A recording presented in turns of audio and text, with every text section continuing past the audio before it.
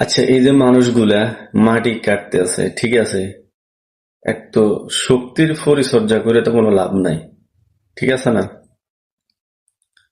কারণ যে কোনো মালিকই বা যে কোনো একটা মহাজন কখনো চাইবে না যে একটা মানুষ নিজের জীবন শেষ করে তার জীবন স্বাবলম্বী করার জন্য।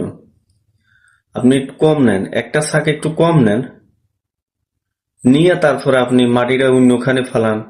এই যে একটা মানুষ, আমি আগেও দেখছিলাম, আমিও যখন মাটি কাটতে যাইতাম তখন দেখতাম কেউ শক্তির পরীক্ষা করতো।